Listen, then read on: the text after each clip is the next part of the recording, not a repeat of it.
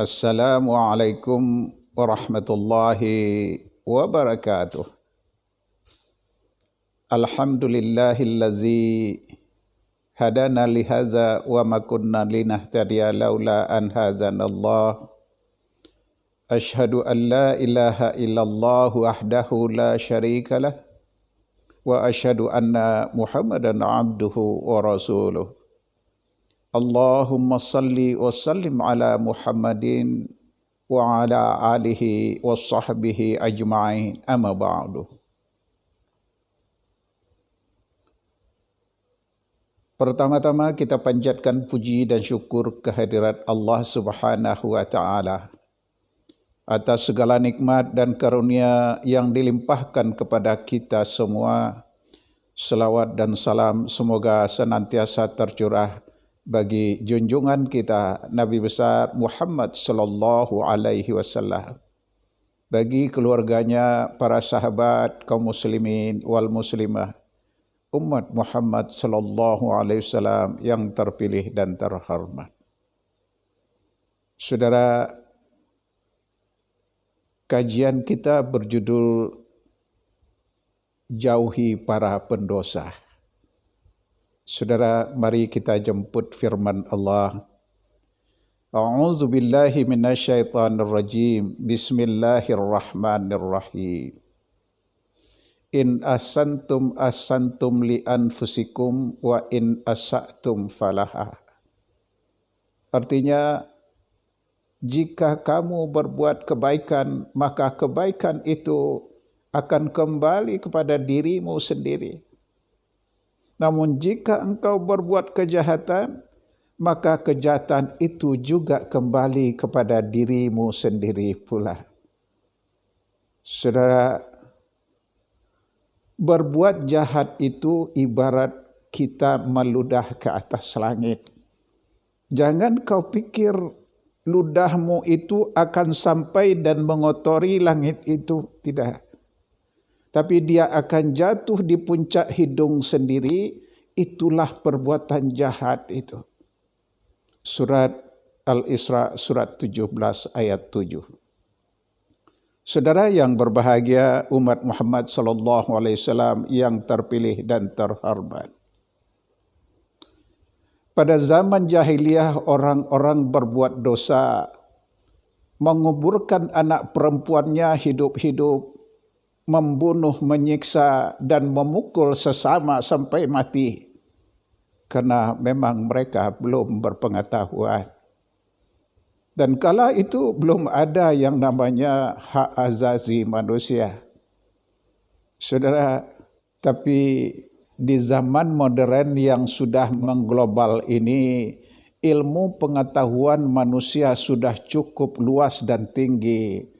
Namun kalau masih mengutamakan kehidupan dunia, maka mereka tidak akan lepas dari mengutamakan kekuasaan, membunuh, menyiksa orang lain dengan cara-cara mengikuti kemajuan abad ini. Nah, untuk itu judul ceramah kita adalah Jauhi Para Pendosa. Saudara, dengan ilmu pengetahuan yang sangat tinggi sekarang ini, orang-orang yang menjadikan dunia sebagai tujuan utamanya tetap akan berada di bawah pengaruh syaitan. Lalu langkah apa yang harus kita ambil dalam mengatasi pendosa-pendosa ini? Saudara, jemaah online yang dimuliakan Allah Subhanahu wa taala. Berbuat dosa itu sesungguhnya adalah kerugian untuk diri sendiri. Begitu Allah Subhanahu wa taala mengingatkan kita di dalam surat Al-Isra ayat 7. Saudara, bagi pendosa-pendosa, orang yang suka berbuat dosa, nanti di akhirat tidak ada yang bisa menolong atas dosa-dosa yang pernah dibuatnya di atas dunia ini. Bahkan mafhumnya dari ayat-ayat Allah dosa-dosa yang dibuat di dunia fana ini sudah pula ditunjukkan kerugian-kerugian dari perbuatannya sendiri. Karena itu Allah Maha mengetahui sehingga tidak sebesar biji zarrah pun dosa bisa disembunyikan. Walau sampai ke lubang semut pun Allah tahu. Sebagaimana pahala memberikan dampak positif bagi orang lain di dunia ini maupun di akhirat. Saudara, dosa memberikan dampak negatif di dunia maupun di akhirat. Sesungguhnya Allah Maha Adil. Misalnya, dosa membunuh seorang mukmin, balasannya adalah neraka selama-lamanya. Dalam Al-Quran disebutkan orang-orang yang memakan harta anak yatim sama halnya dengan orang yang memakan bara api dan bara api itu masuk ke dalam perutnya. Orang-orang yang suka ghibah, bergunjing mempergunjingkan orang lain sama dengan orang memakan hidangan anjing-anjing di neraka. Dalam ayat-ayat Al-Quran atau hadis Nabi, hukuman yang diberikan sangat besar kepada orang yang melakukan perbuatan dosa. Tetapi masih saja banyak orang yang berani berbuat dosa, membunuh orang lain hanya karena persoalan sepele, memakan bagian anak yatim, berlindung di balik panti, panitia zakat, panitia sedekah, zakat, infak dan sebagainya. Saudara, hukuman bagi pendosa adalah akibat dari perbuatannya sendiri. Seperti orang banyak merokok, akibatnya adalah batuk. Sehingga muncul anekdot, orang-orang perokok berat itu rambutnya tidak pernah berubat. Anjing-anjing pada takut dan rumahnya tidak pernah dimasuki pencuri. Apakah itu berkah dari seorang perokok? Rambutnya tidak pernah beruban karena sebelum masih muda dia sudah meninggal. Nah, saudara yang berbahagia, dan masih muda sudah penyakit paru-paru. Anjing-anjing pada takut karena setiap saat dia kemana-mana membawa tongkat. Rumahnya tidak dimasuki maling karena setiap saat batuk terus. Malingnya takut. Saudara, walaupun peraturan larangan merokok telah diberlakukan oleh pemerintah, namun masih saja banyak yang melanggar. Meskipun akibat perbuatan itu langsung kelihatan buktinya di dunia. Saudara, namun orang masih tidak merasa takut merokok. Nah, buktinya rokok laku keras dan pabriknya kaya raya. Nah, apalagi perbuatan dosa yang hukumnya di akhirat nanti. Banyak orang yang tidak mempercayai itu dan tidak takut sama sekali. Itu urusan nantilah. Dan itu kan tidak pasti. Ya Allah, sudah begitu parahkah manusia yang hidup di zaman sekarang ini? Orang-orang sudah menjadi semakin jauh dari jalannya. Jumlah pendosa pun semakin hari semakin bertambah. Melakukan perbuatan dosa tanpa sedikit pun ada pertimbangan. Serasa tidak ada Tuhan di mata pendosa, kecuali kepentingannya sendiri. Berjudi jelas dilarang agama, namun orang tetap berjudi. Simaklah berita kriminal di televisi dan koran-koran, perampokan, penipuan, menyakiti orang lain, memperkosa anak tetangga, membunuh orang tua kandungnya. Dosa-dosa itu sangat besar, tapi dilakukan oleh orang-orang modern sekarang ini. Padahal dari perbuatan dosa itu hukum formal di dunia ini sudah jelas. Masuk penjara, menderita dan hukuman di akhirat menunggu. Dan orang semakin tidak peduli. Seorang yang suka sodomi, homoseks, datang peringatan Allah Subhanahu wa taala, muncullah penyakit AIDS yang belum ditemukan obatnya. Sehingga penderitanya siap-siap menderita sengsara sambil menunggu kematian tiba.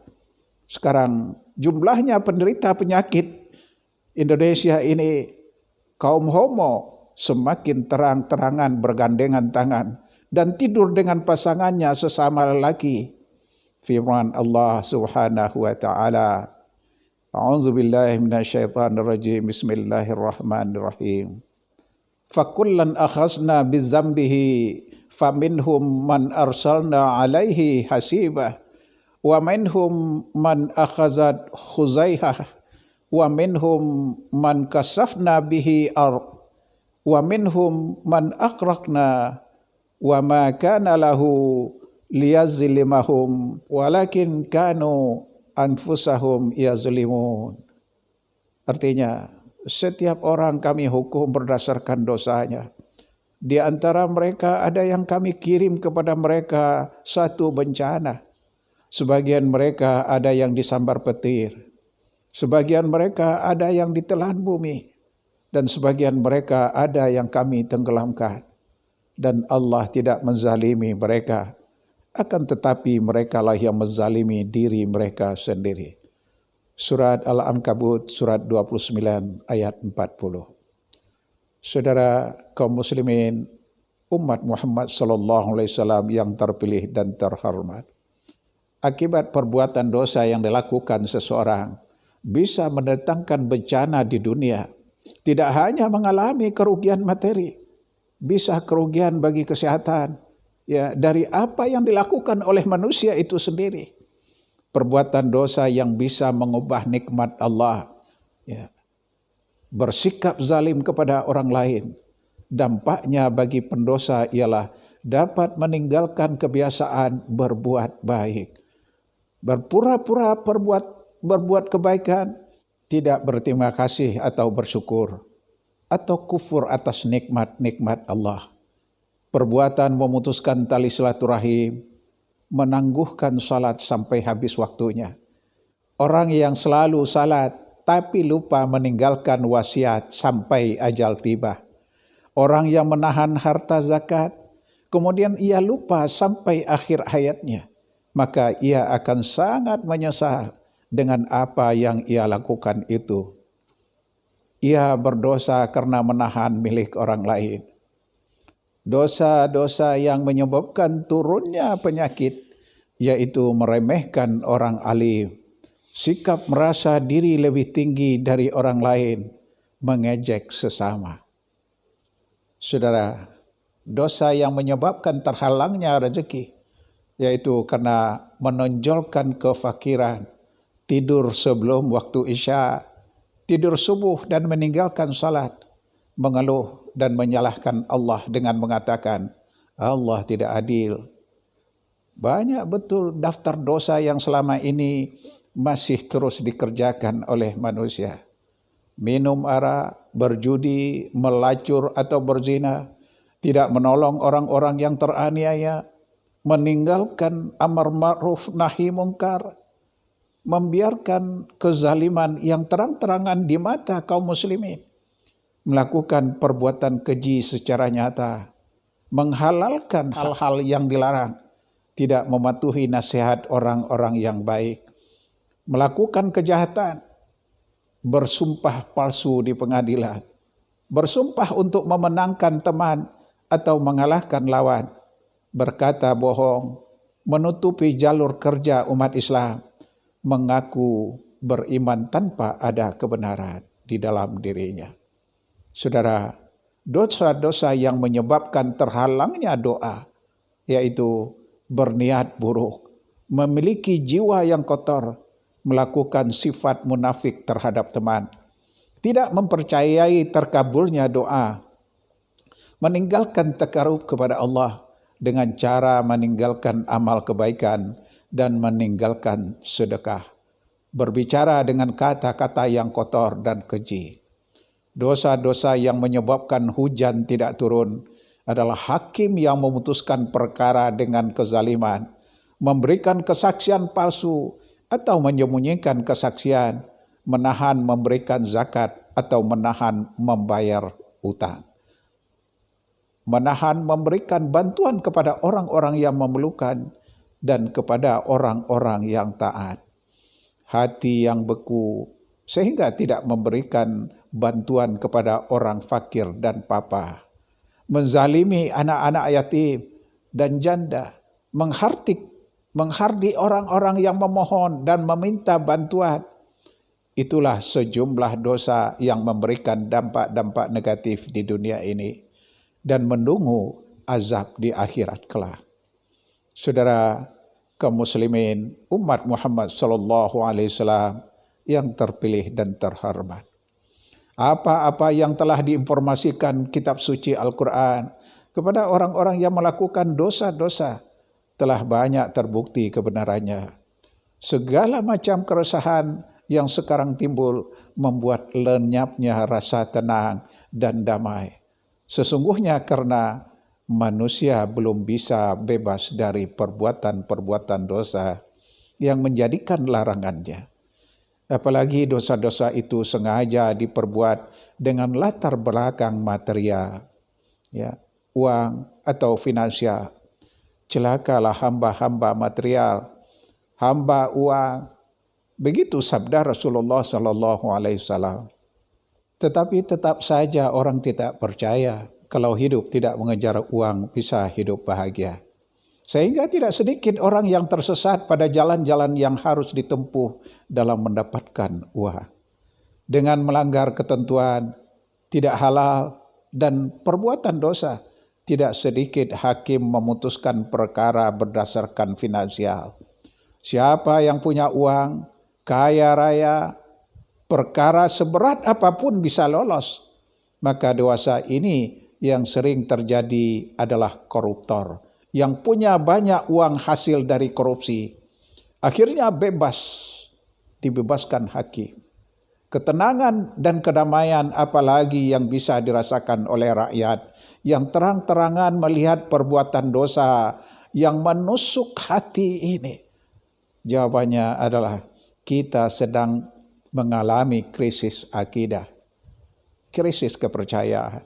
Semua dosa yang sedang dilakukan itu, sesungguhnya orang itu tahu bahwa hal itu terlarang di mata hukum, ya, dan terlarang bagi hukum-hukumnya.